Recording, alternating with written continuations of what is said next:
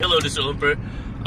The cameraman tonight is Sreeram from Kerala. Yeah. Hello. Hey, say hello to everybody. Everybody say hello to Sri. Quick question: is it okay to turn on your lights when you're driving? I think it is. I think it should be okay. I mean, except for if you're worried about your car battery running out.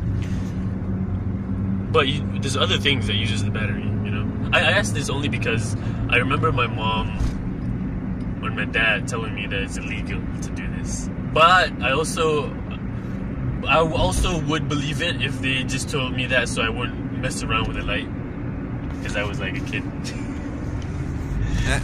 That probably could be a reason. Yeah. I understand, where that comes from. But when I started driving, the cars weren't as sophisticated as today, and my personal experience is that once I did turn on the light and drive, and the next day, the battery was down. Really? Yeah, it really was significantly. How do you know though? You can't start the car? I couldn't start the car. There's no self. So, wow.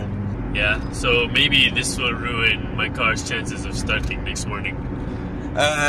Probably not, because this is a pretty sophisticated car that you have. What kind of crappy car did you drive? Okay, what car did you drive, man? Like in India, what did you drive? It was a Jeep. A Jeep. Yeah, it is a diesel engine, with the yeah. Right. See, I have no idea what the implications are. Diesel versus petroleum or natural gas. No idea. I'm not a car guy.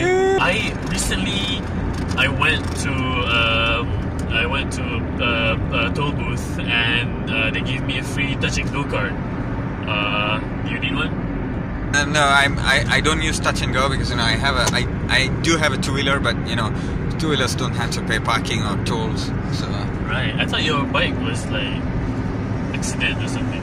Yeah, I did fall down from it. 6 stitches on my face, but it's coming out in 2 weeks. All right, that's good. It's good to hear. People, there's jokes that comedians like to make that, or I think there's sort of conventional wisdom, or people think this is a stereotype that roads in India are bad, or the traffic and the drivers are bad. Is that true? Well, here's the thing. Most of the roads are poorly maintained. The accepted standards of the road are slightly lesser. But given the fact that I would balance it out by saying that given how much of effort you have to go through to do all that, I think it's okay. I think it's at acceptable levels. But in terms of traffic, that's completely different. Most of the traffic is in the cities, and a lot of people say that it's a chaotic traffic. I have experience of getting stuck in traffic in Bangalore. Yeah. Going about 6 kilometers in about 3 hours.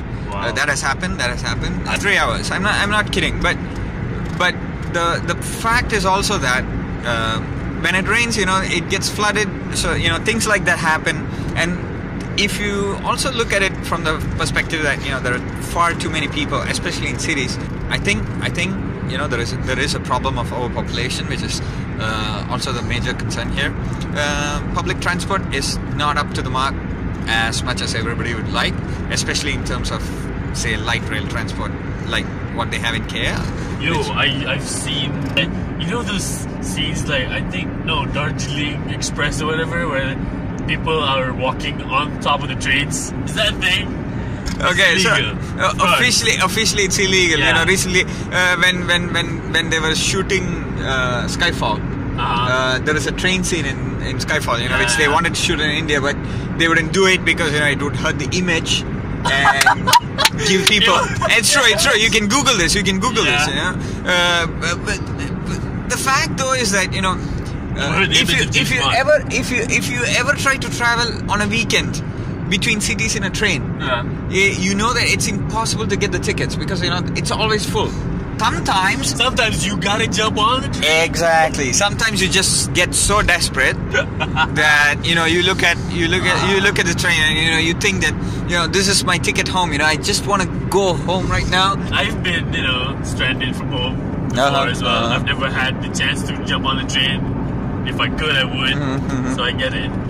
But I like the image of everybody just So long as James Bond's not here, exactly. the image of India will not be tarnished by some white guy. Exactly. Jump on the I think it was because he was British. You know, I think if it was an American, you know, it would have been okay. Yeah, probably. But you know, people may say that, you know, it only happens in rural areas. It happens to people who are not educated. To be honest, I have done it. I have jumped. I have even traveled on top of a bus. Nice. On top of a bus. On top of a bus, yes. Through hilly areas. You know, it was quite dangerous. But you know, I was desperate. I wanted to do it. I just did it. You just gotta go home sometimes, man. Exactly. I just did it. Sometimes you have to do what you have to do. I think I understand that because there's a lot of people there. There is a lot of people. There's like too many people. Yes, absolutely. We should have stopped like 20 years ago. We should stop, everybody. Okay, stop fucking. Well, the Indian government has been subsidizing condoms for the last 30 years. That doesn't seem to freaking work. Really, they've been trying to cull the population.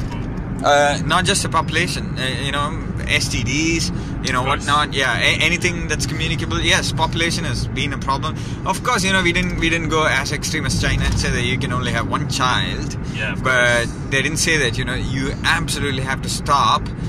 So yeah, they've been saying, you know what, it would be good if you stop with 2, and then they started saying that, you know, it would be really good if you stop with 1. It'd be really good if you can. Singapore, blah. China does not give a fuck. It's like 1 or nah. Right? But you guys like, it'd be good if you know, if you could, if you can, it'd be good. Yeah. Everybody just fucks anyway. Yeah, and Indians are so good at following orders.